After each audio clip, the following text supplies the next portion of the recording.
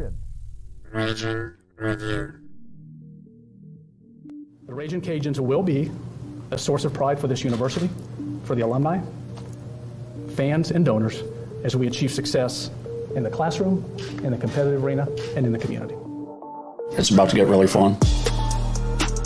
We're looking for dudes that will stand up. Well, Coach, let me tell you today, I'm here and I'm ready to stand up. And I challenge you, Raging Cajun Nation, to stand up with us. Stand up with us. Let's lock hand in hand and let's walk through the gates of Omaha. Hey, I love y'all boys. Let's grind every day starting today. Let's do it. Y'all ready? Alert! Ready? Who's that team ready? Who's that team ready? Yes, sir. I got one thing to say right here. Cajuns win!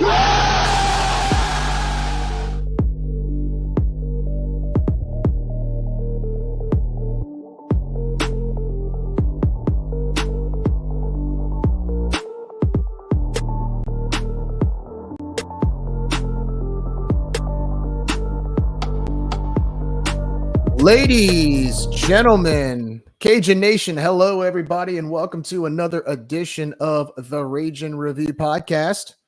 We've got lots to talk about tonight. Cajuns get their first win in Hattiesburg since 1989. They defeat Southern Miss for the first time since 1993. We'll kind of review that win over the Golden Eagles. We'll put a bow on it, and then we'll focus onward to a big conference home opener this weekend as the Louisiana Raging Cajuns host the App State Mountaineers. So it feels like a rivalry renewed. It's been a while. First meeting since the 2021 conference championship at Cajun Field. We'll also discuss what's going on around the Sun Belt as well as what's going on in the college sports world. And we'll also talk about what's going on with Raging Cajuns volleyball and Raging Cajuns soccer. I'm Jerry, joined by Lane. Nick couldn't be here tonight, but he's here in spirit as always. And then also our fan spotlight tonight, we've got Mr. Ryan Landry. You know him as RC Landry on the social media space. Ryan has been a fan for a very long time. Of course, his dad played basketball at USL. His brother Christian is now currently a member of the UL basketball team. And Ryan is one of the biggest super fans that we know, friend of the pod, friend of ours. So figured we get Ryan on tonight. Ryan, how's it going, man? Man, it's going good. I appreciate y'all having me. Can't wait. Well, we figured since you call in enough in the post games and you comment enough in our episodes, I think you can be an honorary co-host tonight, and I think you'll do a really good job. So thanks for joining us. Yep. Let's get it. Also, I got to give a shout out to our boy Lane. Lane had some obligations tonight, but you know what? He sped back home to be part of this pod episode tonight. That is dedication, my friend. Hitting the ground running hard. And so far, he's done a heck of a job helping us out here at the pod. Lane, you having a good night so far? I hope I didn't rush you home too fast. Oh, no, you're good. I just had to meet up with some friends to eat real quick. Good. I hope the food was good at least, right? Oh, yeah. Brodus Burger. Oh, yeah. Mac and cheeseburger. Dude, you cannot go wrong with Brodus Burger. The place is delicious. So, guys, let's hit the ground running. Let's get to it. So, again, Louisiana Raging Cajuns were victorious over the Southern Miss Golden Eagles Saturday night by the score of 23-13. That brings the overall record to the Louisiana's football, or at least their football record, to 4-1 overall, 1-0 in conference play. Again, this was their first win against Southern Miss in 31 years, dating back to Jake Delhomme's freshman year in 1993. And it was their first big win in Hattiesburg since 1989 when Mike Lemoyne kicked a 50-yard field goal to beat Brett Favre and a really good Golden Eagles team that beat the number one team in the nation in Florida State. So, of course, anytime you beat Southern Miss in football, especially with our history, it's a huge achievement. But I did want to say, like the other night, that yes, it's a win. And yes, I was really excited. And of course, it's always nice to get a road conference win. But I do think that there were some things we have to clean up moving forward. I will say I'll give some pros and cons to start.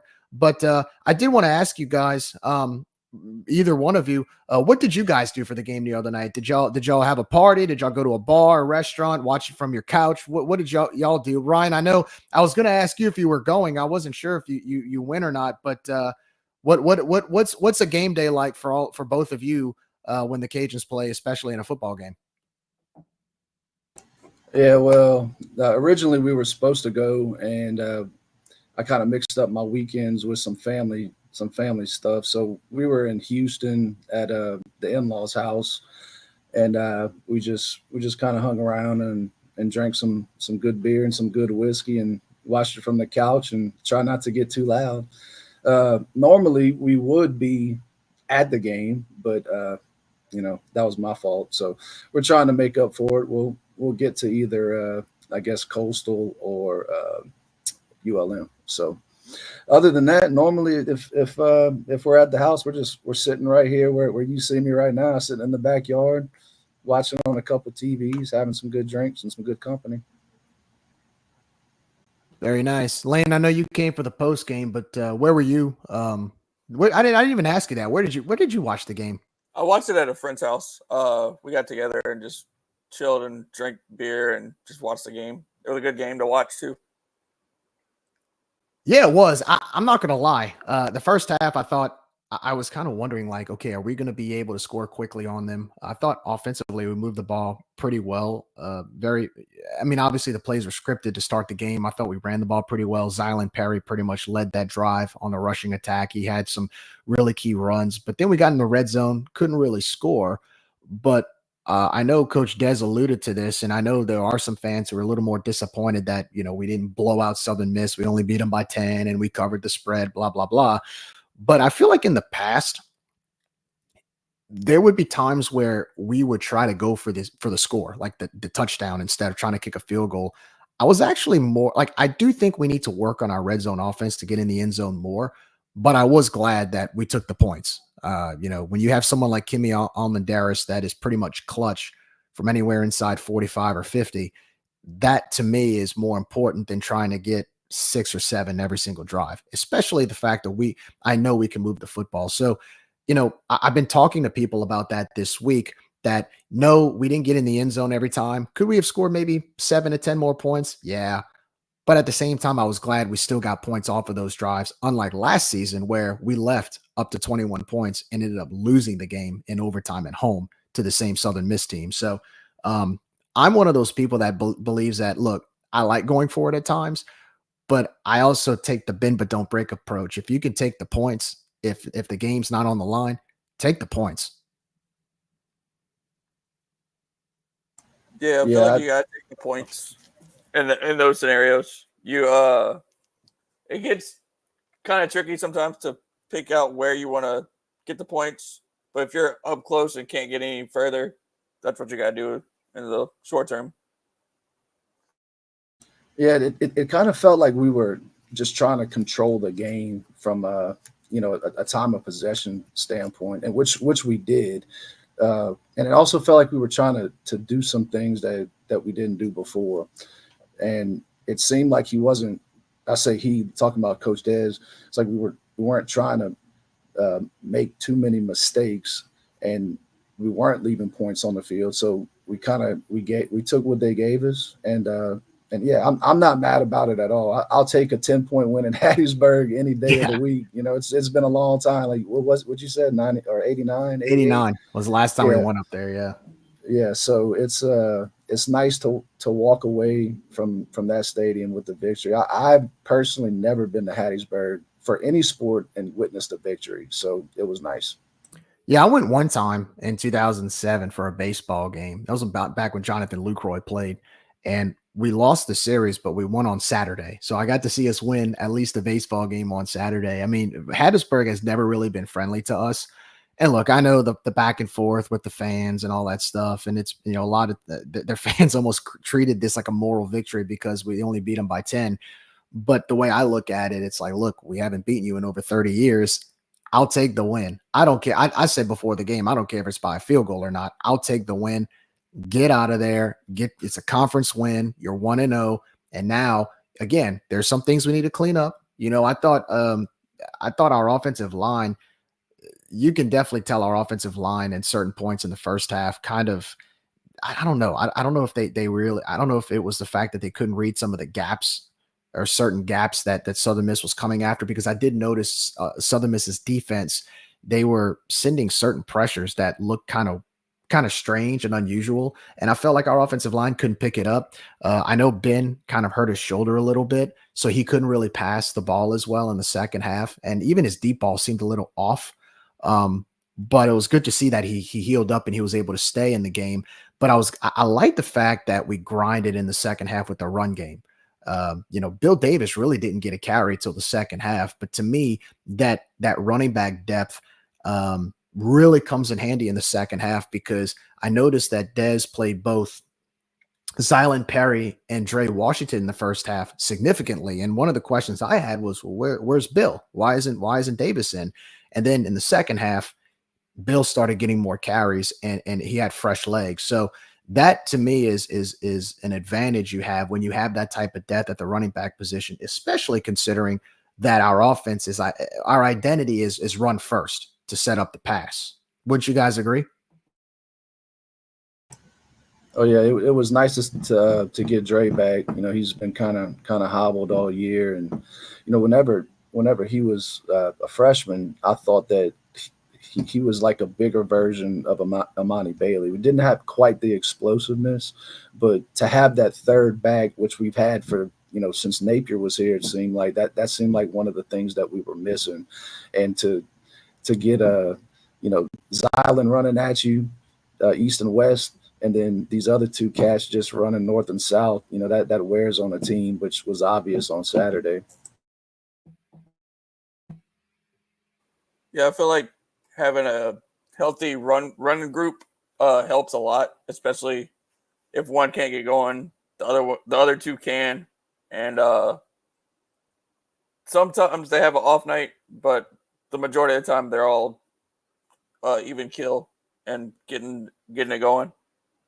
Yeah, you're going to need that this weekend. I think you're going to need that this weekend against App State. I think we're going to need to be able to create that balanced attack again. App State's defense has been giving up a lot of points, and we'll talk about that later on. But I like the fact that we were able to balance our run game. And then also I thought that I really have to give props to Coach Salgado and the defense. The fact that we had the time of possession so lopsided, we had the ball for almost, I think, 41 or 42 minutes. They had the ball for like 18 or 19 minutes. But the beauty of that was, outside of the two touchdown possessions that they had in the first half, in the second half, each time they got the football, we kept them off the field and didn't let them extend drives. And what helped us out was I felt that whenever we did that, when we got the ball, we held on to it and grounded and pounded down their throats. And to me, when something like that happens, whenever you really, really lose the time of possession, offensively, you have to be able to find a way to counter and get first downs, score points. And I thought our defense didn't let them do that, which kind of created the tide of the game to change in our favor quickly. I felt like even when we were up by 7 in the fourth quarter, I felt like the game was pretty much out of reach, barring a huge play, which they didn't really have. So I got to give props to Coach Salgado, because not only did we own the time of possession, we limited them to create opportunities to where in the second half, they had 21 yards of total offense. 21 yards. That is, I don't care how bad you are offensively, that's still really, really hard to try to do as an offense when you only get 21 yards as an FBS team in the second half, unless you're, I hate to say it, but like a bottom dweller of FBS playing Georgia. That's very rare, especially in a conference game, especially against a team that's beaten you 11 straight times. Yeah, they, like you said, it doesn't matter. If you play FBS football and you only get 21 yards total in a half, and even if you take away the second quarter, I forgot exactly how many yards total they had. 177 total. Okay, so I think they had like 140 in the second quarter alone. So in 3 quarters, we held them to 30 to 40 yards total. So to do that, Coach Salgado was definitely on his game. You can say what you want about Tate Rodemaker or whatever, but if you give him time, he will find somebody. And we finally started dialing up some things that worked. And Cam, he came to the game like he did at South Alabama last year. And I've been kind of waiting for him to break out, and hopefully this is his breakout game. Yeah, it was a good thing that we finally got we actually got 4 sacks, but it was good to finally get a sack in our 4th game of the year, 5th game of the year. But I felt like once he got that sack, he was just ready to unleash, and that powered the defense the entire night. And I felt that like we could have had more sacks. I mean, we put a lot of pressure on Rodemaker. There were a few times where we hit him as he was releasing the ball. I mean, we could have probably added 2 or 3 more sacks, which I like the fact that we put a lot of pressure on them. And we talked about it last week. You do that, the dam breaks. And I'm hoping that momentum of defensive pressure can go into this week, because you're playing an App State quarterback in Aguilar who he's got experience and he likes to run. He's a little mobile and he does a little bit of both. He's kind of like Ben in a way where he's a little more mobile than Ben, but he also likes to throw the ball. So you're going to have to put some pressure on him to make him throw some uneasy passes and be able to try to get on him. So we can, hopefully force some turnovers there. So I like that we got started on the defensive pressure on the quarterback now, especially in conference play, because look, in the next couple of weeks beyond App State, we're going to be playing some pretty decent mobile quarterbacks. You don't want to give them opportunity or room to be able to tear you up, defensively. So I'm glad we were able to get to Tate Rodemaker. I was kind of surprised that Will Hall played him the entire game. I know Will Hall had a history of playing like 2 or 3 quarterbacks at a time, but I think at this point they've probably decided, look, this is the guy we brought in from Florida State. He probably came in with an NIL deal. I guess I don't know what they're going to do against ULM this week, but I guess they're going to ride and die with him. I mean, look, he didn't look bad. I mean, really, Southern Miss in general did not look like a bad football team, at least the team that we played. I thought that they came in with a chip on their shoulder. I thought they came in with some energy. I mean, of course, they were coming off the bye. And to our fans that were a little worried that maybe we didn't win by as much, look, don't think for one second that Will Hall and the coaching staff and USM alumni were telling those players, hey, guys, look, I know you may be down right now, but you're playing a team who is now a rival of yours, and you've beaten them 11 straight times. They haven't won here since 1989. They haven't beaten you since 1993. Let's keep this going. So, look, they were playing. They came to play. So, I know they're not as good as they have been in the past, and I know maybe the 10-point win wasn't as, I guess, sexy as what some fans would like. But they strap on too. They strap their cleats on, they put on their jerseys, and they go to play too. So overall, I'll put a bow on it. I'm just happy to get the win in Hattiesburg. We finally got the monkey off our back. We finally beat Southern Miss, and we're 4-1 with a 1-0 conference record. Now we get to come back home in front of our fans, and hopefully we can have another good showing against App State. Jerry, I wanted to ask you, what did you think of that the punt late in the 4th quarter when they punted with like 4 or 5 minutes left? I thought it was weird the way Coach Will Hall explained it in his press conference. He talked about, what did he say, Lane? You watched it. He wanted to stretch the game or something like that. Yeah, he wanted to stretch the game out, I think.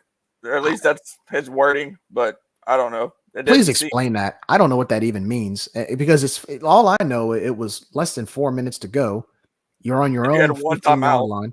You had one timeout. You're on your own 15. You're down by 10. You already know that your opponent is gashing you at the line of scrimmage with the rushing attack that's burning clock.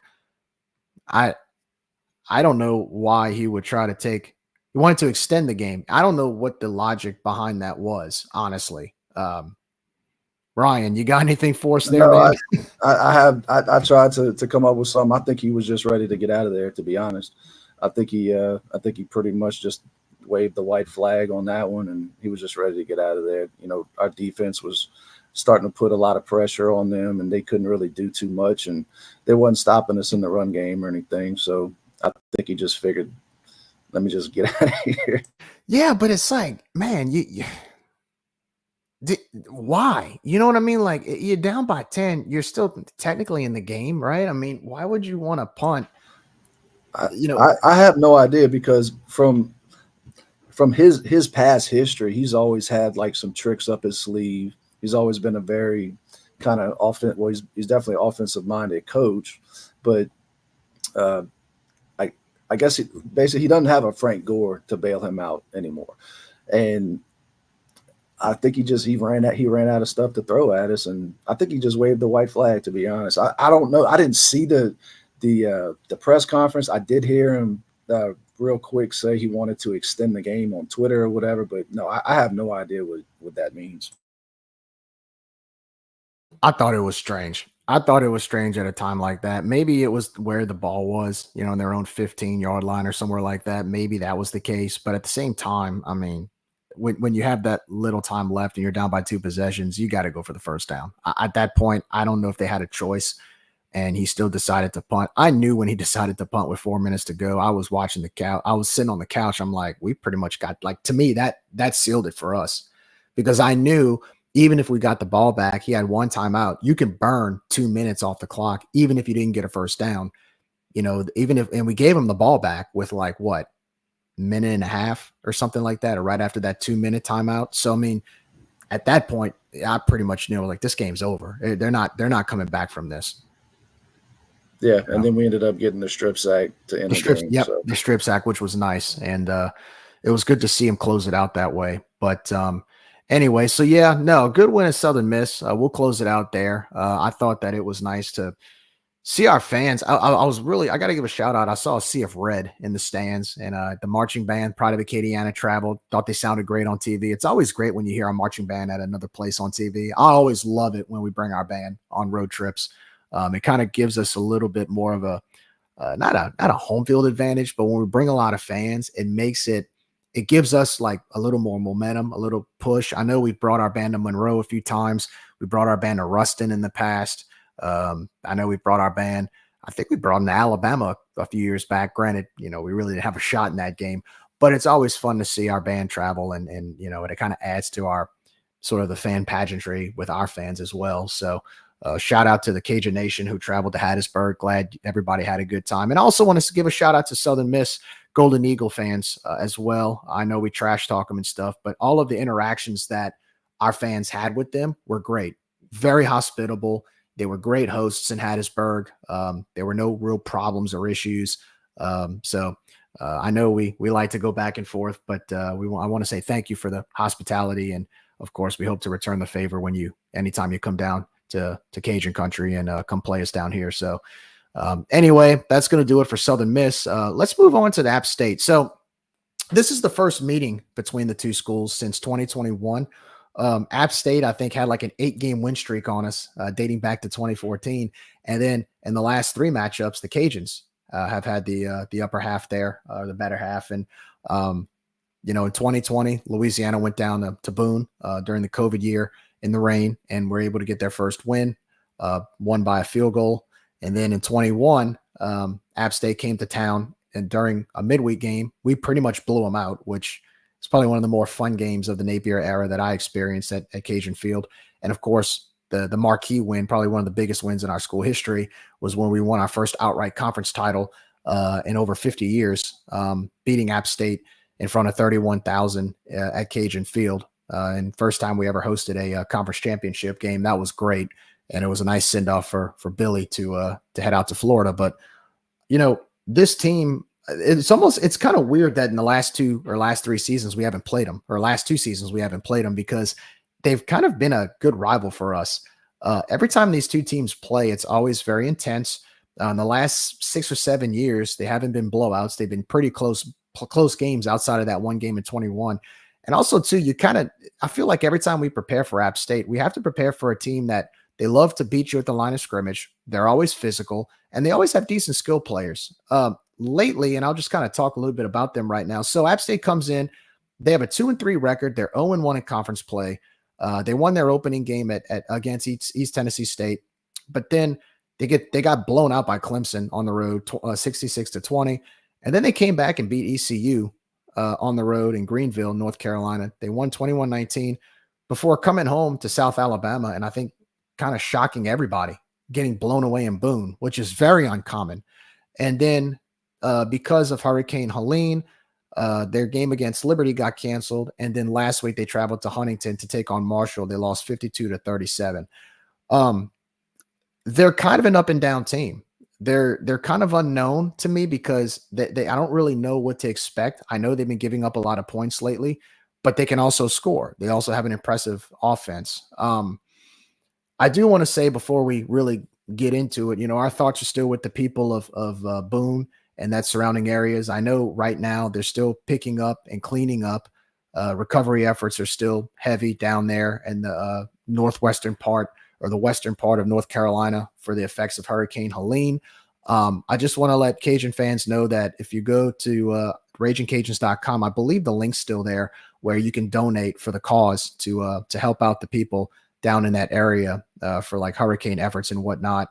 I know they probably need all the help they can get right now. And trust me, being from South Louisiana, we've had our share of hurricanes, and we've had to deal with the effects of hurricanes and the aftermath, and it's never fun. So if you can help in any way, help any of these causes for the people of North Carolina, they can use it right now. So let's show them our Cajun generosity and see what we can do there. But with that being said, guys, I'm kind of wondering, if the football team's mental state is all there right now. I'm not sure if they've decided on whether or not they want to play the rest of their home games on campus, because I know there's still a lot of cleanup efforts underway. I think they're thinking about playing their games at Wake Forest. If I'm not mistaken.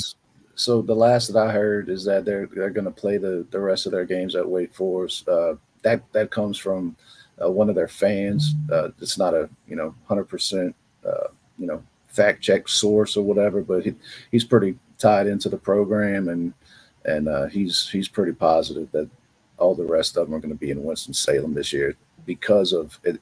The facilities and the campus in Boone is good, but to host 40,000 people with the workers and everything, it's just not feasible.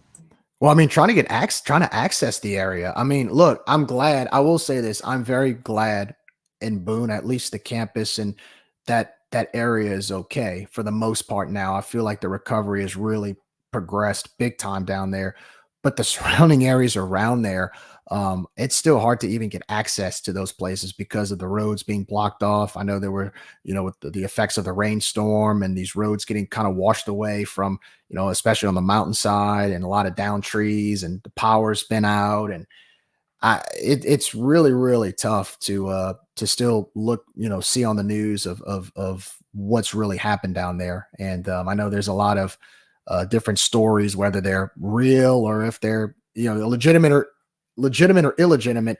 They still have a huge effort underway for recovery and whatnot. So to even access that area, I'm sure is very, very difficult if you're trying to drive in. I can't imagine the number of roads that are blocked along the mountainsides and whatnot up there because of the fact that there's so much destruction, And not even just the little roads. There's actual whole interstates just wiped out because that's so sad, man. That's so sad. Again, I really feel for the people down there because, again, I grew up in New Orleans. I was in high school in New Orleans when Katrina hit, and I know what that does. And so I will say for the App fans, look, regardless of what your football team's doing, I do hope that at least the football team can kind of get your mind off of all of that. And I hope that I hope that we're good hosts. I know Marshall was very nice and to host them, and I hope that everybody kind of if you meet an App fan, do what you can when they come to town. Just be as hospitable as you can be, and let's treat them down to some good times here at Cajun in Cajun country. But anyway, again, right now App State comes in 2-3. Again, kind of mysterious team this year because the potential. They have a lot of potential. They have talent, but it's just some of it's not coming together. I feel like, especially defensively, they've been giving up a lot of points.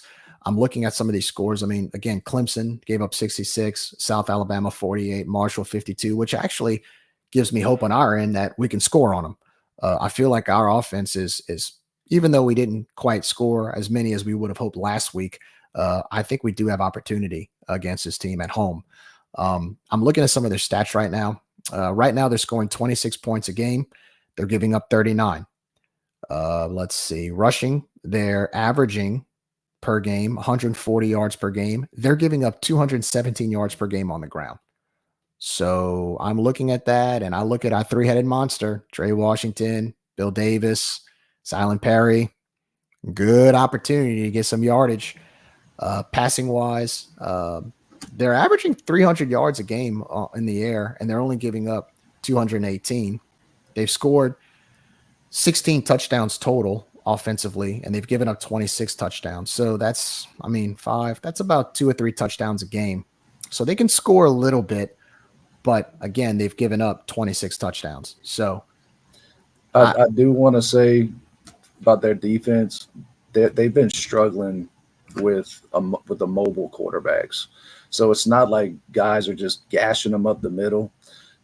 Marshall's running back ran for like 150, and then South Alabama's ran, I don't know, he had like 105 yards, but I know one of those was a 50-yard run. But a lot of their issues are contained in the quarterback. Now, I don't know how that bodes for us with Ben, because he's not really a dual threat, so to say, but I mean, he can get yards whenever he needs to.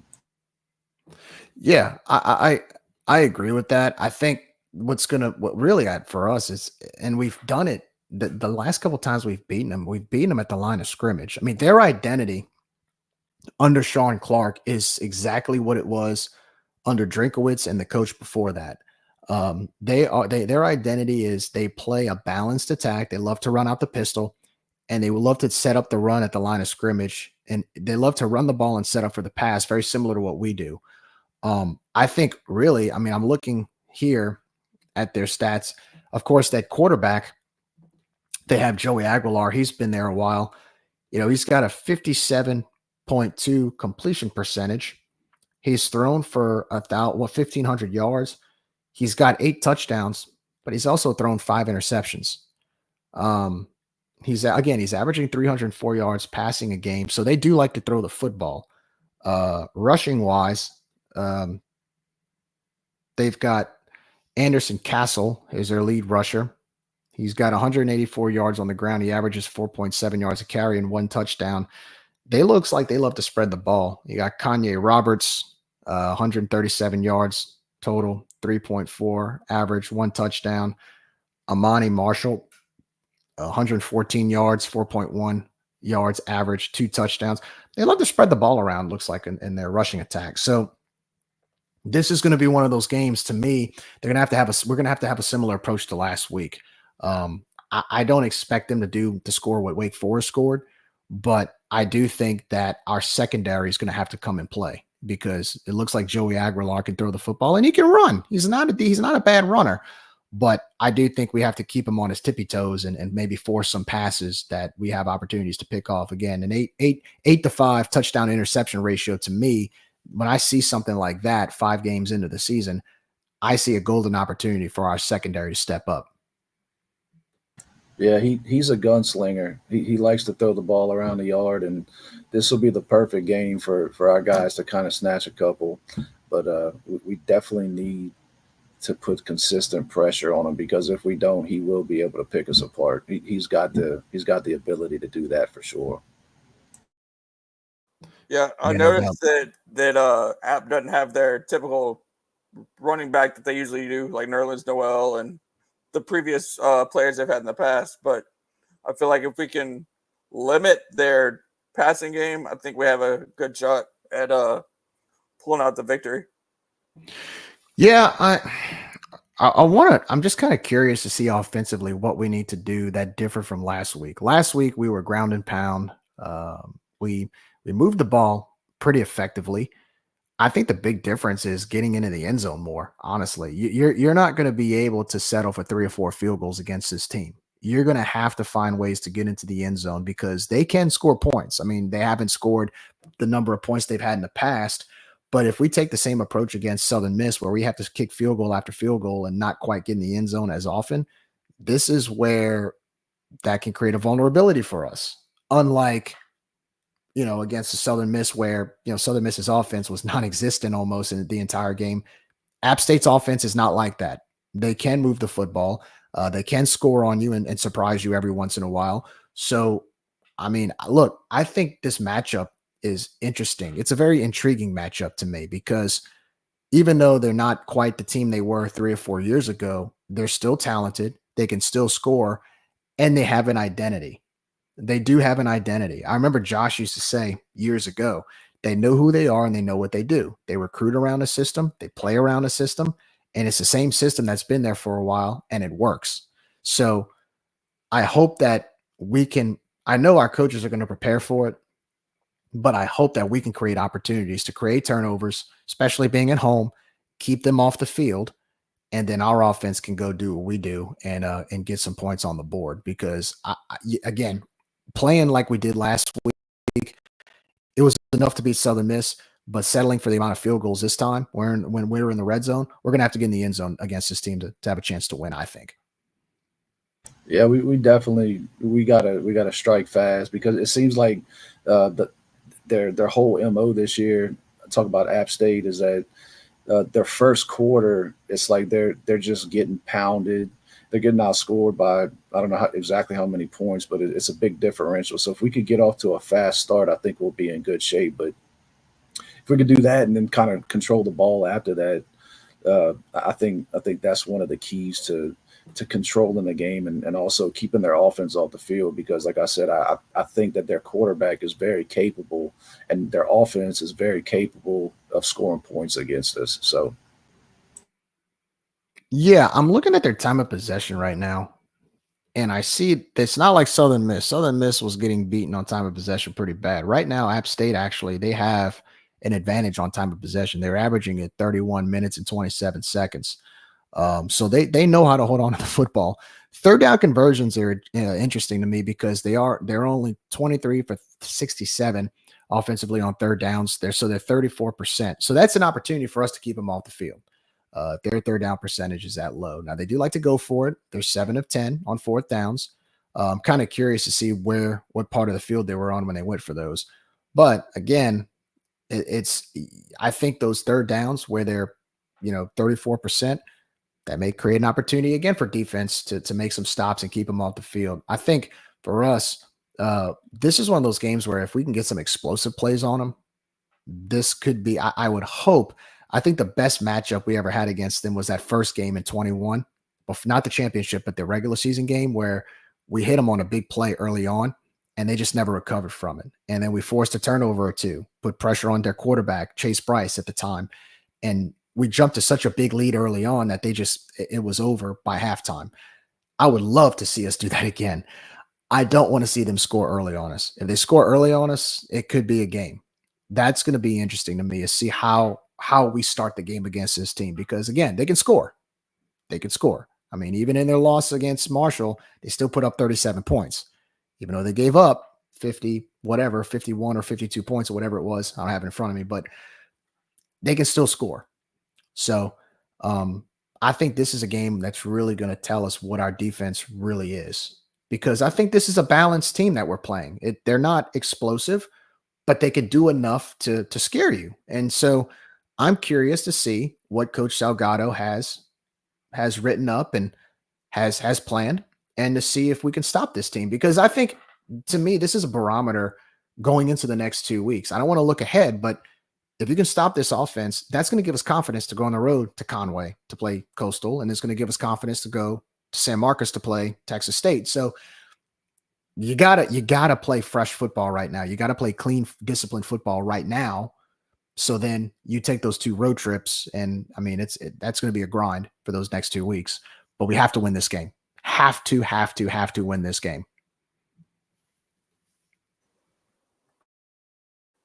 I agree. I feel like if we can have that bend but don't break attitude on defense, but also put up the pressure we put up last week, I feel like it will bode well for the majority of the game. yeah, we definitely, we always talk about Mike getting over the hump, and everybody always pulling for him and wanting him to succeed, because he wants to succeed more than anything. And this game right here, I feel like is his make or break. I feel like if we start out fast and we win, it's going to be a snowball effect for the rest of the year. Like, the train is on the track. Like, we just need to get it going. And I think that this game will be the telltale for the rest of the season, whether it be good or bad. Here's the thing. You win this game, you're in the driver's seat, you're 5-1, you're 2-0 in conference, and you go into a road trip or two road trips that to me are the toughest two. It's going to be the toughest two road trips we have back to back, but at least you go in with some momentum and confidence, right? You lose this game. Now your back's against the wall. Yes, you're 4-2, but then you going into two road trips that maybe it doesn't look so as bright as it would be if you were to take care of business this weekend. And I want to, in my opinion, if I look at this schedule, we're capable of winning every game if we do what we're supposed to do. But we got to do what we're supposed to do. We got to prepare, we got to execute, and just not make boneheaded mistakes to cost us. I mean, in the past, we've lost so many close games, not because we were not a better team, but just we kept making goofy mistakes. I mean, even the Tulane game, you gave up a pick six, you gave up a kickoff return for a touchdown. You can't do stuff like that even in this conference because any team at any given Saturday could beat you. I mean, we saw it in Monroe, right?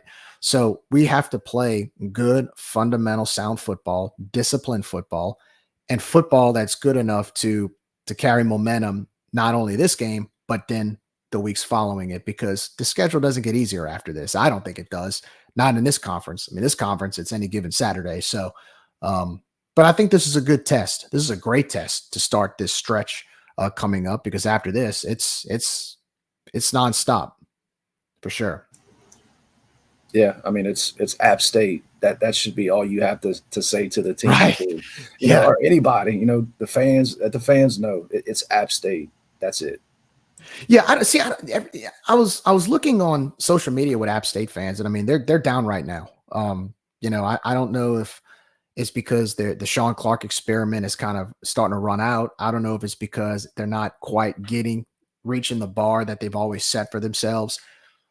But an App State with their back against the wall, to me, is a very dangerous App State. Think about it like this: they're 2-3. If they come to town and we end up winning, they're 2-4, and they're one or two games away from being out of that Sun Belt race. So to me, I'm going into this game kind of scared a little bit, not because I don't think we can win, but because we're playing a team that's traditionally successful and they got their backs against the wall. Those type of teams that have known how to win with their history are dangerous teams. So really, to me, like you said, I think it was you that said this, Lane, this is a very much a bend but don't break approach. Take chances, but don't make fundamental mistakes that can cost you either. Like, we have to play a clean game this weekend to win, even if it's at home. So speaking of which, I wanted to ask each of you, what are your 3 keys to victory over App State this weekend? Lane, you go first.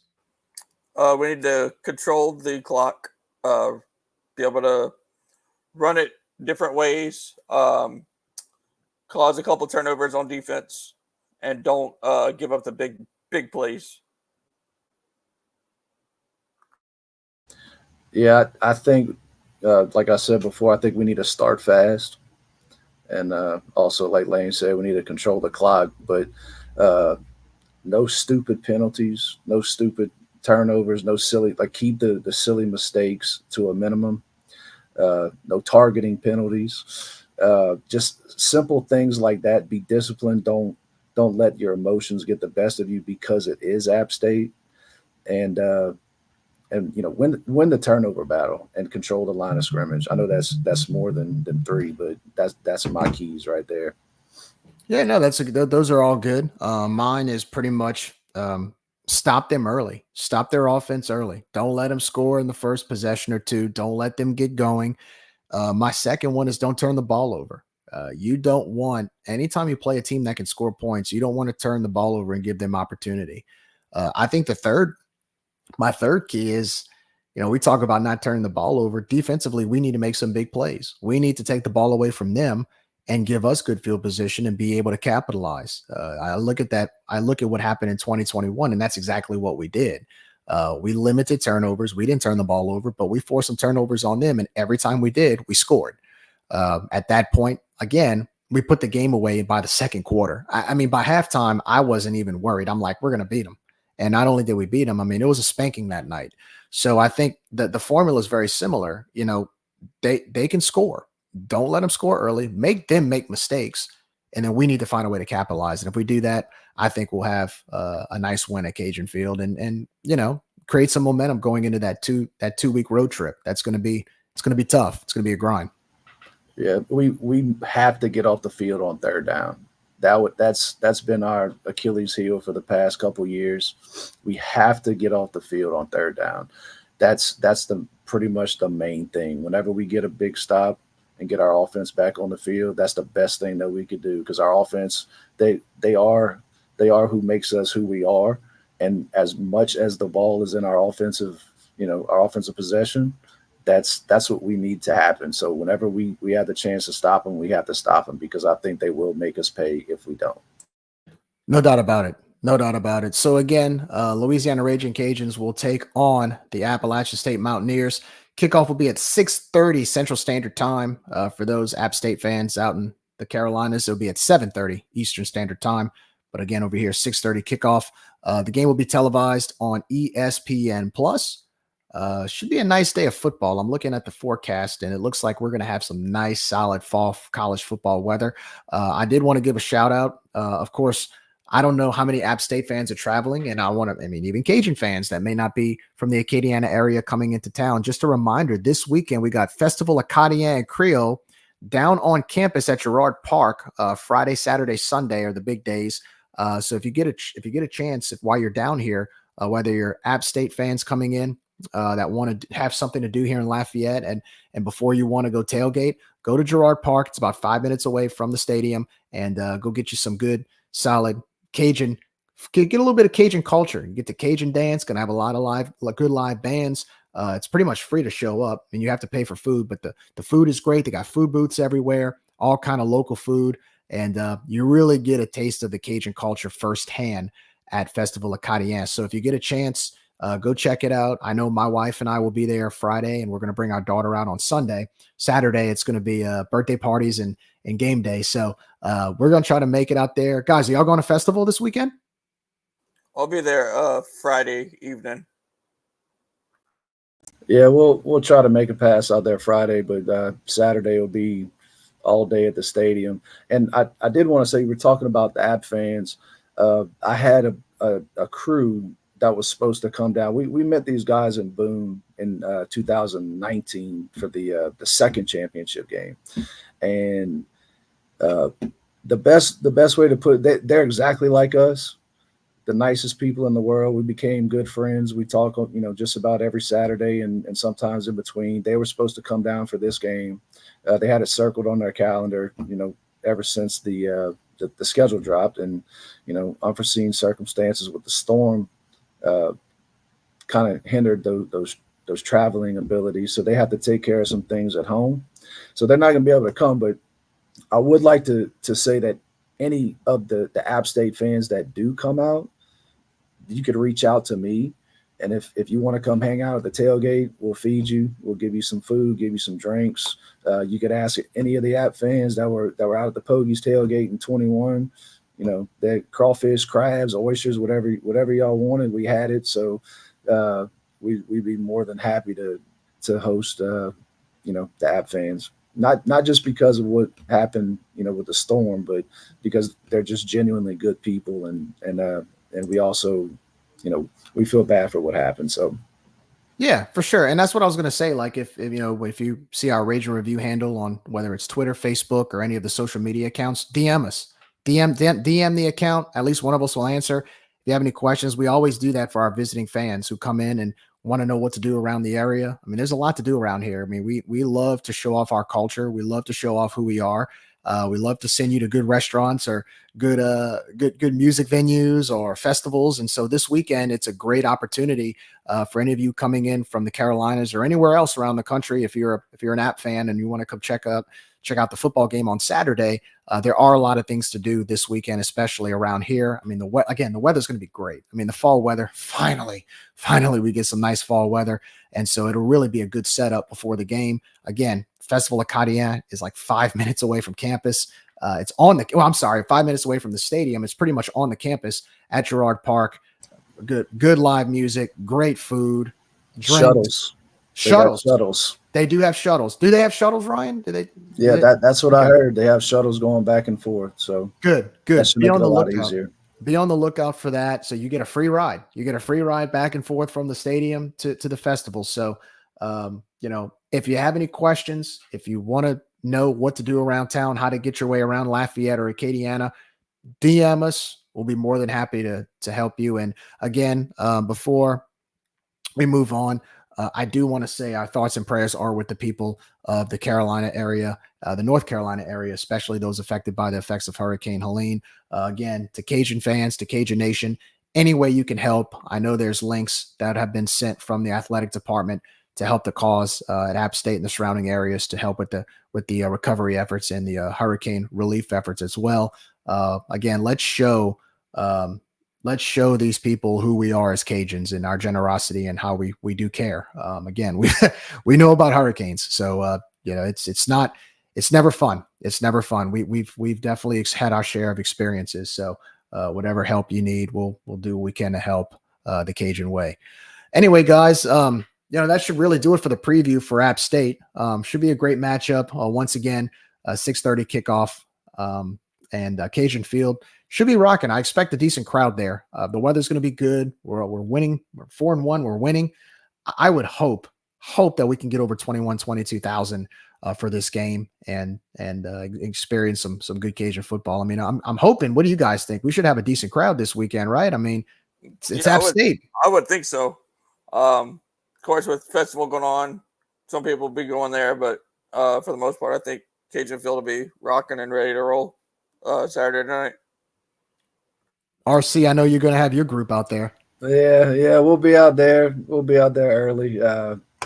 It's kind of hard to gauge, and I know you got something else going on across the basin at the same time. So I hate to say that because I think it shouldn't matter what's going on over there. I think our fans should be at the game regardless because, like I said, it's App State. We're 4-1. The team deserves our support, the community support. That we have an exciting product that we put on the field. Even whenever Napier was winning, it was kind of boring football. Kind of ground and pound, grind it out, kind of like how it was last week at Southern Miss. That was the first time I ever felt like I was watching a Napier team under Dez. But this offense is electric. They can move the ball. They get up and down the field. And I think they deserve a good crowd. So I don't know exactly how many people are going to be there, but I'll put it up there with the grand, 23. I think 23 will be there. Look, I'm just going to say it. This is so far through the first two games. This is the best attendance we've had in almost 7 or 8 years consecutively. We've had consecutive games of 22K plus. And I've said this before. I like the intimate setting.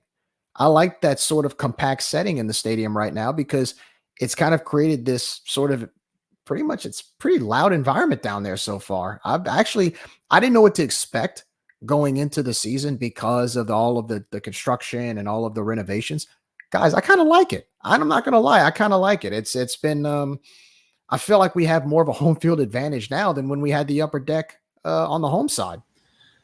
Yeah. The first game was kind of eerie. It almost seemed like it was an away game because, I hadn't sat on the student side since 2003. Yeah.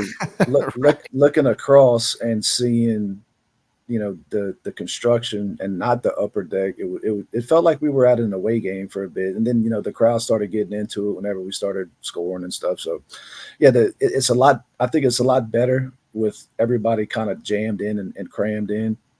It makes the environment, like you said, more intimate. And I think it gives us a little bit more of a home field advantage. And this time around, we won't have the visiting fans. So that's going to be The thing that'll be interesting to me, will our fans show up to get to 23? Grambling brought a few thousand. Tulane, I don't even think they brought 300 or 400. I was kind of maybe. surprised by that. Yeah, I thought they'd bring more. Maybe it was the time and the weather, but still, I don't think Tulane has ever really brought a good crowd to Cajun Field. So I hope that our fans turn out and we fill it up and make it a true home field advantage for our guys, because they deserve it. Yeah, for sure. And I think again, it's going to be perfect fall weather. I mean, I'm excited about this weekend just because there's so much going on around town. And you can add in the football game with it, and not just, if you want to go to festival, let's say you go to festival sometime in the morning, midday, grab some lunch, grab some food at Girard Park Festival, get some Cajun food or whatever. After that, you go straight to the tailgate. You go straight to the tailgate at Cajun Field. You tailgate for a few hours. Like RC said, you can meet them, meet a bunch of Cajun fans. They'll treat you, give you some good hospitality, and then kickoffs at 6:30. So it should be a fun day it should be a typical fall day in South Louisiana this Saturday. And, I don't know about you guys, but I know Halloween's right around the corner. You're starting to see those Halloween decorations. You can smell it in the air that fall's here finally. So it's an exciting time. And so I hope, and it'll just add to that on Saturday. So I'm looking forward to it. I expect a good crowd at Cajun Field. I expect a great atmosphere at Cajun Field. And I'm just hoping that the football team can react to that and respond to that with a good style of play. And our 5th win of the year. So we'll see what happens. It should be a lot of fun. Anyway, guys. All right. So that's going to do it for the App State preview. Moving on. So let's talk about what happened in the Sun Belt last weekend. We'll review some of the scores and we'll talk about what's going on this upcoming week. Starting on last Thursday, Texas State went on the road to take on Troy. Troy really struggling this year. They have a lot of new faces on their team, new coaching staff. And Texas State kind of on a roll right now. I know they lost to Sam Houston the week before, but they definitely got back on track down in Troy. Texas State Bobcats defeated the Troy Trojans on the road by the score of 38-17. The Troy Trojans now sit at 1-5 overall. This is not the Troy team we've been used to seeing the last couple of years. Definitely in rebuilding mode. Moving on to Saturday, again, Marshall hosted App State down in Huntington. Marshall took care of business against App State by the score of 52-37. Of course, the Cajuns went to Southern Miss. UL beat Southern Miss 23-13. Coastal Carolina actually had a shootout with Old Dominion in Conway, South Carolina. Coastal was able to get the win 45-37. And Arkansas State hosted South Alabama in Jonesboro. Close game. They actually kicked the game-winning field goal with, I think, under a minute left, and they were able to get the win. Arkansas State defeats South Alabama by the score of 18-16. And pretty much the shocker of the week, ULM hosting JMU. I believe they were a 17-point underdog at home, and ULM defeated JMU, a team that had scored 70 on the road against North Carolina. They scored 63 at home against Ball State. They go to Monroe and they lose to the Warhawks 21-19. Coach Brian Vincent, he's almost like the version of Mark Hudspeth 2.0 in ULM. He's created a lot of energy with that program. I think they had a crowd of like 19,000 fans, which is one of their larger crowds in a long time. And he's got the town excited about this team. ULM right now, they're 4-1. They're 1-0 or 2-0 in conference play. I believe they're in first place right now in the West. They've not only been the shocking team in the Sun Belt, they've kind of been the shocking team around the country. A team that was picked 134 out of 134 in the preseason. And now they're the team to beat almost in the conference. And what really intrigued me about that win, not only did they beat JMU, but seeing the comments that Coach Bryant Vincent made about how important, that game was to not only the team, but the fans, the community, the university. He's really trying to get the entire community of Northeast Louisiana involved in this. And I'm telling you, I get this similar vibe to when Coach Hud first arrived at UL to get all of Acadiana involved. I'm kind of seeing that at ULM. And you know what? Again, I don't like them. I'm not a big fan of the Warhawks, but you know what? A good Warhawks team makes the Sun Belt better. And I got to tell you, I got to tip my hat off to ULM for that win against JMU. And on top of that, the JMU fans were a little too comfortable going into that game. They were pretty quiet after that, guys.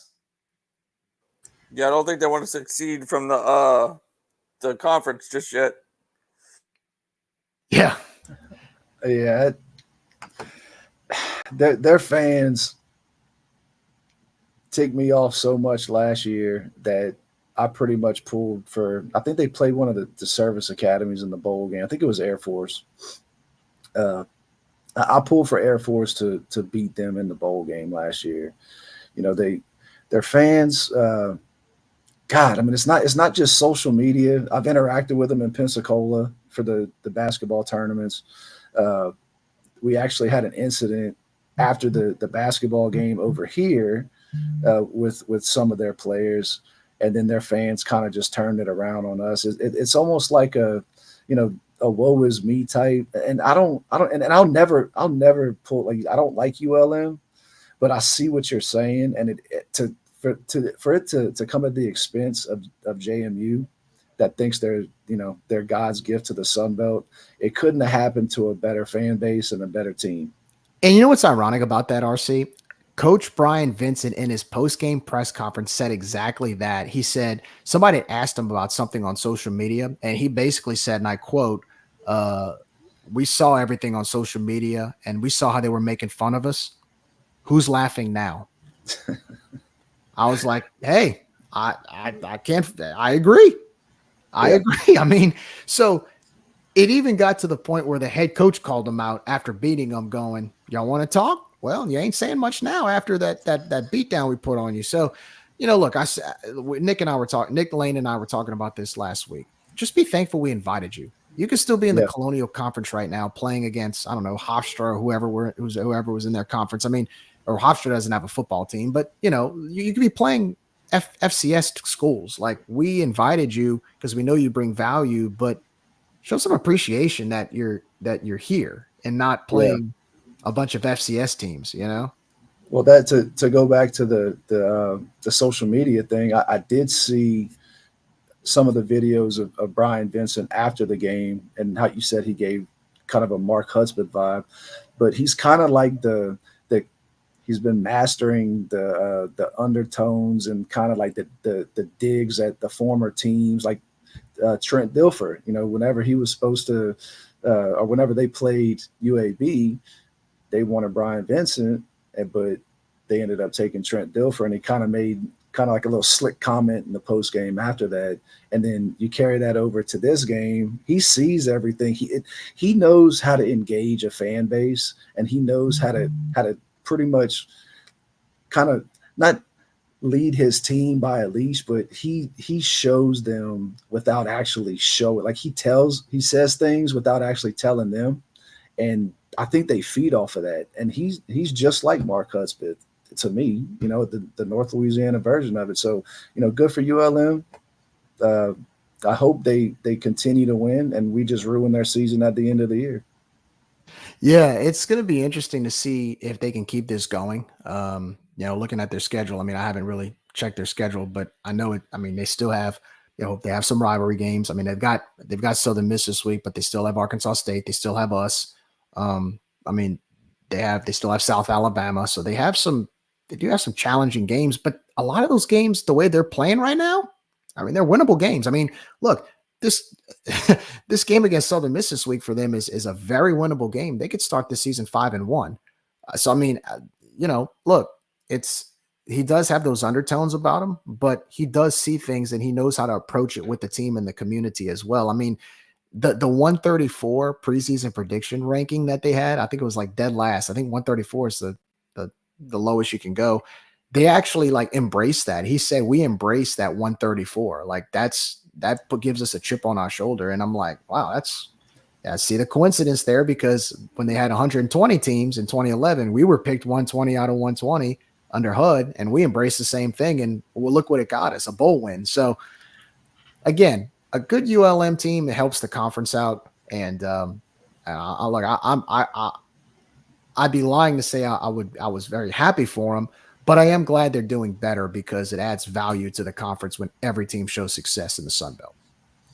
Yeah, for sure. So whenever, we would always make fun of their stadium, because it would instead of Malone Stadium, it was always called Alone Stadium, because there was nobody there. It was like you didn't even really want to go. There was no energy in the stadium. There was nothing going on. So you could you could almost feel like the energy of our sideline was like you didn't even want to be there. There was, you just wanted to get in there, get a win, and get out. There was nothing. Our fans would a lot of times would outnumber them. So with the way that he's doing things, there would be nothing more that I would want for it to be not a lone stadium and then have 29,000, whatever it holds at the end of the year. So whenever we go in there, we're not just thinking that it's just ULM or whatever. We're going in there, we're trying to ruin their season and advance ours. Like that's what I want. Well, hopefully if we keep doing what we're supposed to do, we could set it up. I just looked at their schedule. The last 4 games that they play: Texas State, Auburn, Arkansas State, and then us. So they have a tough road those last 4 games of the year. That's a challenge. Look, for them, bowl eligibility, get to a bowl game. I mean, that's a great start for where they were at. So we'll definitely see. One thing that the coaching staff and the community brought up last week before the game was student fees, because they're really pushing it to get to a vote. And I know that we don't have any, but what are your guys' thoughts on that? So, of course, in Louisiana, we do things differently. Unfortunately, it doesn't help us. The deal with student fees is that we have to vote on it. And the problem is that now with tuition going up in the last couple of years, not just at UL, but around the state, students aren't going to vote for an increase in student fee because it's an increase in tuition.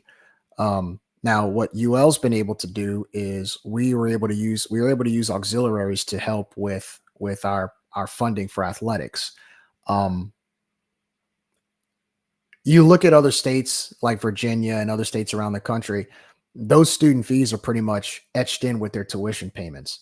And so for us, in order for us to get it, we have to vote. And it's so difficult to be able to allow that because we've never done it like that.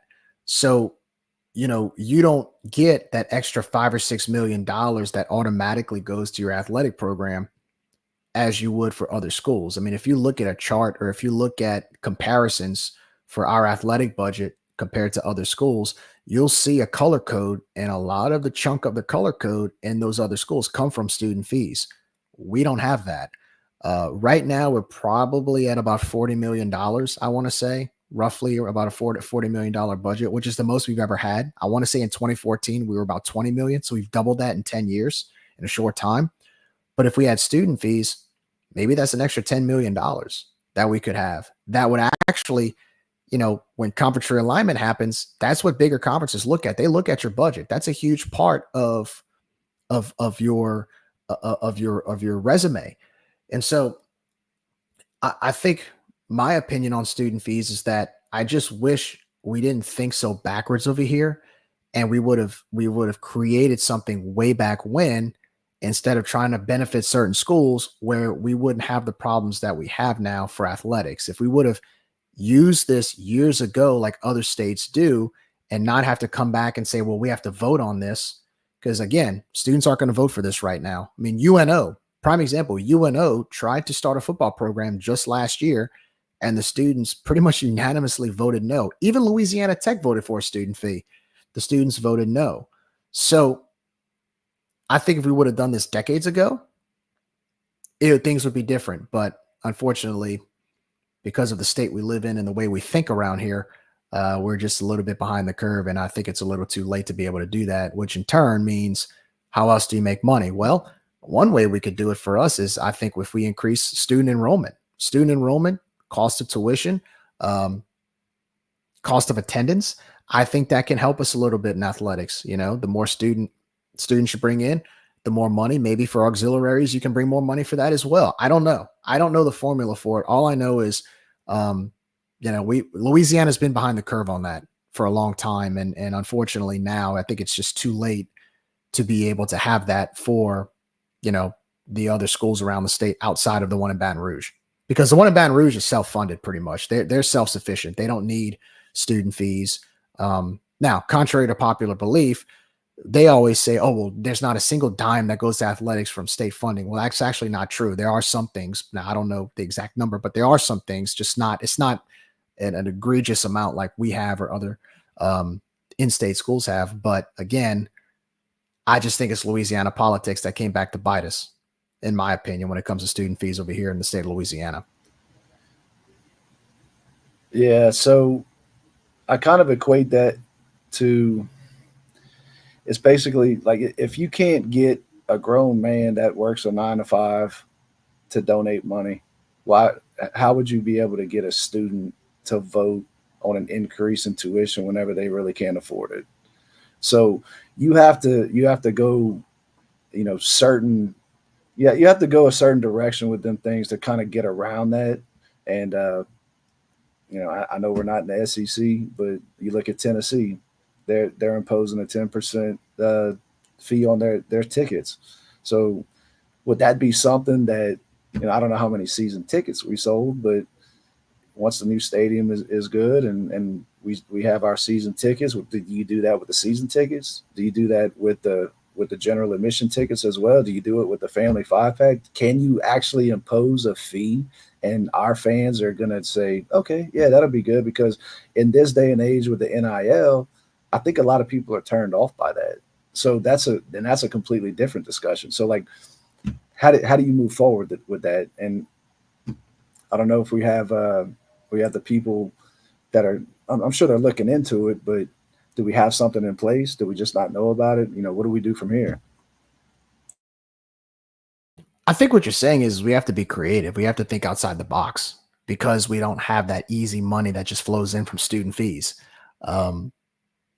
But that's where we've always talked about this here at Rage and Review is that, look, it's the way it is. You still got to think. You can't just sit there and say, woe is me that we don't have money. Oh, we don't have this. We don't have that.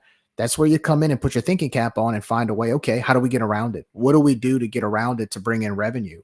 Because then the next question is okay, so we can't get a student fee. So we're not getting easy money to come into the athletic department. So then what do we do? Well, maybe you need to brainstorm and find ways to produce revenues elsewhere. How do you do that? Do you do it increasing tickets? Do you do it increasing tailgating? Do you do it increasing prices and adding certain amenity fees? I don't know. But to me, I feel like you have to really, really think hard about it. And I think the problem we've always had at UL or anywhere else, even in other in-state schools, is, well, that's not how we do things, or, well, we just can't do it. It's just hard. Well, the goal of your athletic department is to, if you want to pay for good coaches and you want facility improvements, you got to find a way to produce revenue. Money doesn't grow on trees. I think the problem with bureaucracy today and in public institutions, I think the biggest issue is that we expect the state to bail us out. Well, Louisiana doesn't have money like Texas does. Louisiana doesn't have money like Florida does. Louisiana doesn't have money like Tennessee and North Carolina and all these other states that not only have bigger schools in their state, but they have student fees. So that's where we have to be more creative and think outside the box, like you said, RC, on what are ways we can get around it and be creative to produce that revenue. Yeah. So to go back to the student fees, I was listening to the La Louisiane podcast earlier, and they interviewed Trey Frazier, and they were talking about getting the funds for the east side of the stadium and how everything that they've been doing this from that point to this point now is more like student friendly, trying to engage students, trying to make them, I guess, lack of a better term, make them feel important.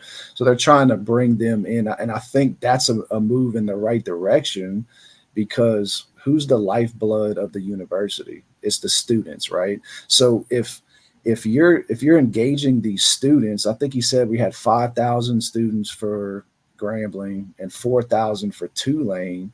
I don't know what our undergrad is right now. I think the last I saw was like 13 16? or 14. It's about 15 or 16, I'd say. Okay, 15. So just say a third of our students come to the football games. So if you take a vote just based on that, you're not going to win the vote, right? So that's where you have to get creative in order to up your budget. You know, you're talking about the graphs with the colors and this and that. JMU, which, you know, I just love so much, their student fees, I think, account for like $35 million of their $60 million budget. It's majority. Yeah. It's majority. It's ridiculous. So that's something that we will never be able to do. So the ways to get around that, the creativity, that's something that needs to be, you know, it needs to be figured out for sure. Yeah. And also I'm glad you brought up the students, because we've been screaming this on this podcast for years. Not only are the students the lifeblood of a university right now, that's your future donor base. That's your future alumni. You know, we're all UL alumni. We get letters from RCAF. We get letters from the UL Alumni Association. We get letters from the school saying, hey, you know, give to us. Well, if you upset these students now, if you're strict on your tailgating rules, or you're strict on how you enforce things on these students, and you make their experience an unpleasant one, 10 years down the road, when you're asking them for money, all they're going to remember is the bad experience. They're not going to give you money. So I'm glad that we're engaging with them. I know that we were talking about, or the athletic department wanted to, you know, do certain, I don't know if it's like rewards or point systems and things like that. So I mean, what they did was they took over the student tailgate, the athletics department. Good. So finally, instead of Martin Hall, now you got Reinhardt Drive, which is a step in the right direction. Thank goodness. Oh, so thank goodness. If you engage them through that, and then you don't kick them out of the football games whenever they say a hell or a damn word, you know, like that. It's just certain things that I think the athletics department understands that Martin Hall maybe just didn't. So in order to engage, you need to get them to, you know, to keep coming back.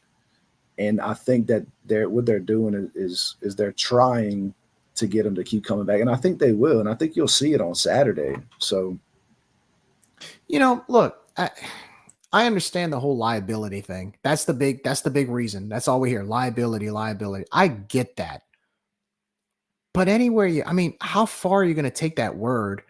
I mean, RC, I can go to your house tonight, trip in your house. You know what I mean? You know where I'm going with this, right? So how far do we take that without realizing, you know, maybe some of this isn't as severe as we say it is, right? Now, you're responsible for the 15 or 16,000 students that go to your games, but at the same time, there's thousands of colleges that have football teams that all have tailgates. They all have students going to games. I mean, the college football world hasn't collapsed quite yet because of students or having bad experiences or doing something dumb. I mean, we were all students at one time. We all did something dumb at one time. We all made mistakes, you know? I mean, let the students be students. And look, if you have rules, enforce them, but don't be inconsistent with them. You know, let them experience the college student experience at the football games. Let them have fun at the tailgate. And if they have enough fun, they'll come back and they'll tell their friends. And you know what that means?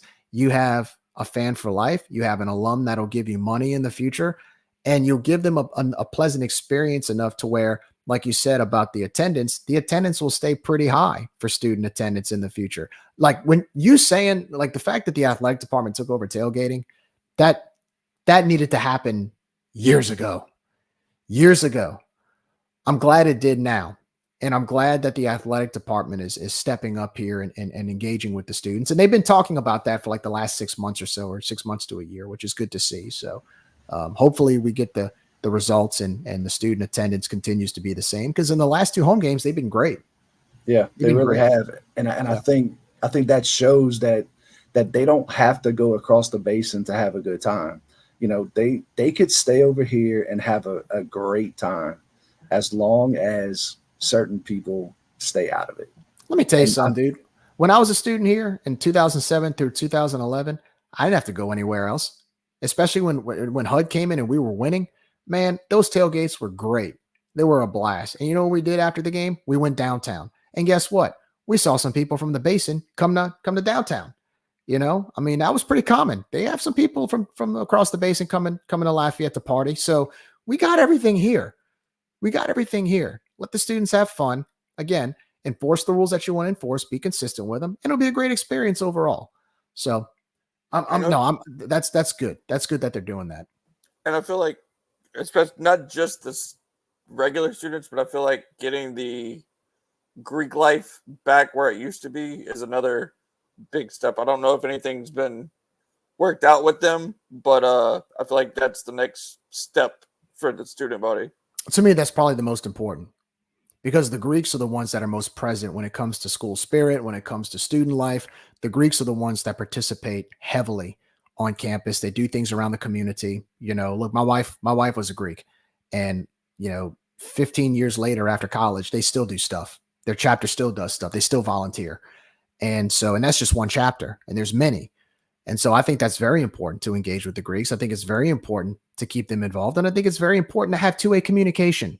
Have two-way communication, be transparent, and look, if there's something they're doing wrong, tell them and be real with them. But let the communication flow and let this thing work. Because if the potential here for student activity is great. There's no reason why we should be running into hiccups like we ran into last season. Yeah. So with the comment about the students being the lifeblood, the Greeks, like Lane said, like they make things roll in college life, period. That's all you can, that's the best way you can put it. They make things go, whether it be frat parties or going, back in the day to nightcaps or the keg or, whatever the Greeks did, that's what everybody else did. So sure. The way that we've kind of been handcuffed around here, and I don't want to get too deep into it, but you go to, like last year, South Alabama, Greek Row is right behind the visitors entrance. You walk by the houses, and this is a Sunbelt school, and they have the biggest party going on. They invite you in, get you a cold beer, send you on your way. That's it. You get into the SEC schools, in just the last few years, Tennessee, Alabama, LSU, every single house has their own band playing. It's almost like you're walking down Bourbon Street and you see a band playing, you stop and you get drinks, and then you go on to the so I don't know what we have to do to get it to where we're like that. I don't know if it'll ever get like that, but I think that would probably be, as far as student engagement, that's one of the things, like you kind of just understand the climate that we're in whenever it comes to Greek life, but everybody else has one and they're doing. That's what I'm saying. We're not the only school, like to act like we're the only school that is scared of liability. And you look at some of these other schools, like you said, the fact that these Greek houses have live bands, and these are at much bigger schools with more people and more danger. Yeah. Yeah. No, I mean, I'm talking like 200-300 people at each house. Sure. So the whole liability thing, I don't, I'm not going to pretend like I know everything about that, but if you have 20-something thousand people in a stadium and we don't have bottled water for them, where's the liability there? Right. That's like, so it's almost like a double standard, but it's also a slippery slope. I get what they're trying to do with the students, trying to keep them safe, not trying to get in trouble, but like, where's the middle ground? That's what we need to figure out. What's the middle ground and move on from there. Agreed, no doubt. So that was a great conversation, guys. I did want to talk about some upcoming games this week in the Sun Belt Conference. We're officially on week 7 already, guys. We're halfway through the regular season. So this week, starting tomorrow night, Thursday, big time matchup down in Virginia. Coastal Carolina travels to JMU. Kickoff will be at 6:30. Game will be on ESPN2. I believe it's a sellout as well, so that should be interesting. Really good game. And of course, I'm curious to see what happens, because after Coastal takes on JMU, the Cajuns travel to Conway next Saturday to take on the Chanticleers for an 11 o'clock kickoff. So doing a little early scouting report on the Chanticleers as they take on the Dukes tomorrow night in Virginia. Let's see, Saturday. So there's no morning games. Actually, the earliest kickoff will be at 2:30 Central Standard Time as Old Dominion heads over to Atlanta to take on Georgia State. Game will be on ESPN Plus. Southern Miss needs a win right now, and they're playing a really hot UL Monroe team. Southern Miss travels to ULM to take on the Warhawks. Kickoff will be at 4 o'clock. Game will be on ESPN Plus. Arkansas State will travel to San Marcos to take on Texas State. Kickoff will be at 6 o'clock. Game will be on ESPN+. Marshall travels to Georgia Southern to take on the Eagles. Kickoff will be at 7 o'clock. The game is on ESPNU. And, of course, last but not least, Appalachian State travels here to Acadiana, the Cajun country, as they will take on the Louisiana Raging Cajuns at Cajun Field. Again, kickoff will be at 6:30. Game will be on ESPN+. So got some good football this weekend, guys. I'm actually kind of curious to see what's going to, again, Coastal Carolina, JMU tomorrow night is going to be fun. Southern Miss and ULM should be interesting too. Can Southern Miss, for some reason, I feel like Southern Miss can get back on track. But then ULM's hot. So that I actually think that's going to be a really good matchup, believe it or not, regardless of the records. That's going to be an interesting one to me. And then looking at the other games, Arkansas State, Texas State, I think Texas State should be able to win at home. But I always like a good Sun Belt football match. You just never know what's going to happen. Well, anyway. I know last year Texas State was anticipating a good easy victory against Arkansas State, and they ended up losing like 70-30. Yeah, so, I mean, you never know with the Sun Belt. No question, no doubt about it. Very true.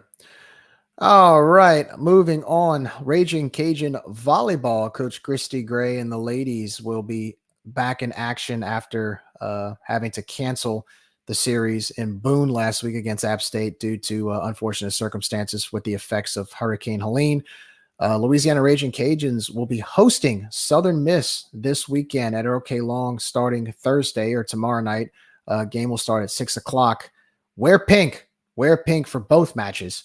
And then they'll take on Southern Miss again Friday night at 6 o'clock at OK Long Gym. Just for those of you going to the game, whether it's Thursday, I think most likely Friday, just be aware of the parking situation due to Festival Acadien, literally right across the street. Right now, the volleyball team sits with a 4-9 record.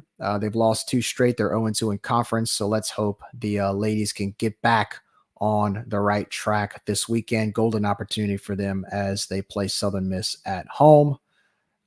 So good luck to the ladies there. Get us some W's against the Golden Eagles. All right, moving on to soccer. Coach Chris McBride and the ladies soccer or women's soccer took care of business this past weekend. They defeated the Troy Trojans at home by the score of 1-0. It was their pink game. A nice win to really get going in conference play. I know they've played a few games in conference, but I believe that was their first win in conference. They tied 2 of the matches and they lost 1-0 to App State a couple weeks ago. They look to get back on track tomorrow night or Thursday.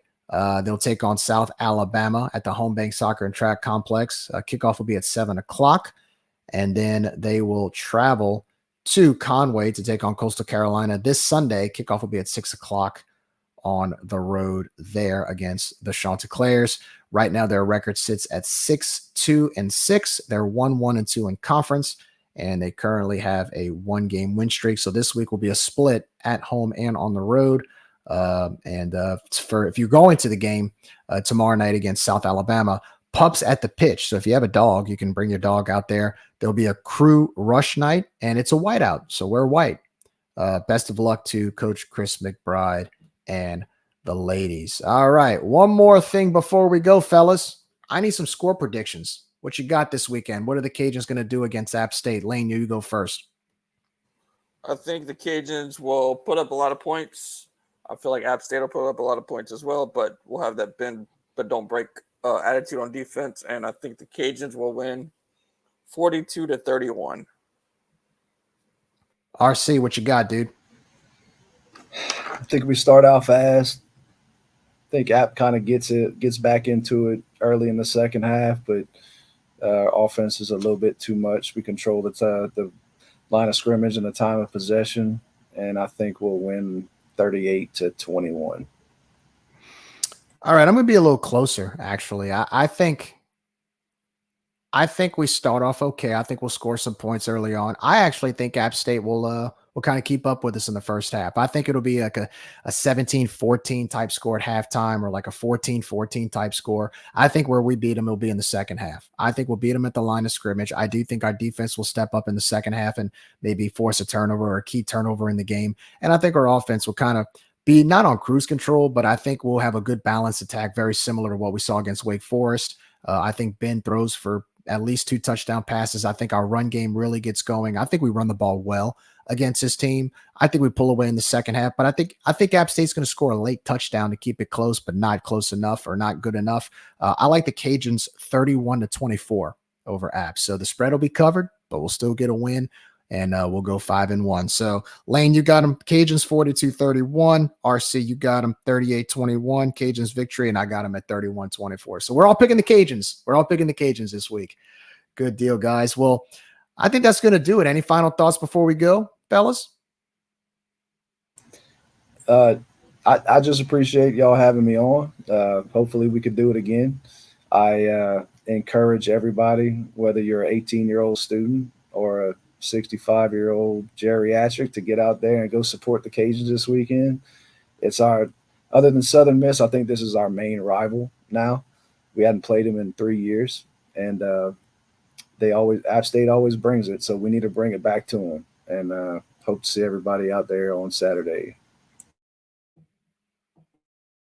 Lane? Thoughts and prayers with everybody up in North Carolina. If y'all can donate, they put up several different links on Twitter, Facebook. Just donate if you can, and looking forward to a good game Saturday. No doubt about it. Look, guys, again, that's my final thoughts. I mean, look, we got good football weather this weekend. We got Festival of Acadien Creole down at Girard Park on campus. Got some Cajun volleyball, Cajun soccer, a lot of activities in this area to support the Cajuns, support local. Again, for any App State fan traveling in, coming into Lafayette, please DM us, send us a message. If you have any questions on how to get around, what to do, where to go, we'll be more than happy to help you. Like RC said, come by the tailgate, come hang out, come grab a beer, come grab some good Cajun food. We'll treat you to some good Cajun hospitality and show you what the Cajuns are all about here in Acadiana. We'd love to always interact with fans from other schools and show you what we're all about here with our culture. We take pride in that. Also, again, as Lane said, and thanks for bringing that up, Lane, again, our thoughts and prayers are with those in the Carolinas dealing with the effects of Hurricane Helene. We hope that the recovery efforts are getting very effective, and we hope that you have a very fast recovery as well. Again, we've experienced that many times, and it's never fun. So hang in there, guys, and hope that you guys pull through for us. Also, too, again, everybody be safe this weekend. Lots going on. Again, if you want to go check out the festival, go to volleyball, go to soccer, come out to Cajun Field Saturday, because Saturday, again, one more time, Louisiana Raging Cajuns will host the Appalachian State Mountaineers. Hopefully the Cajuns can get a 3-game win streak on the season and a 4th straight win against App State in the series. Kickoff will be at 6:30. Game will be televised on ESPN Plus. You can listen live on Hot 107.9, 103.3 The GOAT, as well as 1420 AM. Of course, Jay Walker, Cody Juno, and Dawson Iserloh will be on the air to give you the full-fledged live coverage there as well. But you can also go to the game. Go to the game, and let's increase that attendance, and let's get Cajun Nation fired up for hopefully another win against a really, really respectable, good Appalachian State football team. That's going to do it for tonight, guys. Hey, as always, if you like what we do, please like, subscribe. We're on Twitter, or we're on X, formerly known as Twitter, Facebook, Instagram. We're on Twitch, TikTok, YouTube. Please comment, like, do what you can. Give us, tell your friends, tell your family, tell your dog, whatever about what we do at Raging Review. As always, we'll be back on Saturday. Just want to give you a heads up on Saturday. So things might be a little bit different this weekend. Nick won't be in town, or Nick won't be available. I know Lane's got some other obligations. I'm going to do my best. To try to bring you a live post game. If I can't do it here, we're going to do a Twitter space, depending on the equipment situation. So I'll do the best I can, but regardless, we will bring you a post game, whether it's here on the stream or on a Twitter space. So be on the lookout for that as well. We'll keep you updated after the game on what we decide to do there. Again, guys, thank you so much for listening. I'm Jerry. Again, thank you, RC, for joining us tonight in our fan spotlight. We know that you're a huge fan, and we're glad to have you, buddy. Lane, always a pleasure. Nick, wherever you are, we hope to see you soon. And yeah, that's going to do it. In the words of the late, great Big Dave Thibodeau, bye, we out of here. See you Saturday for more Rage and Review. And as always, go Cajuns.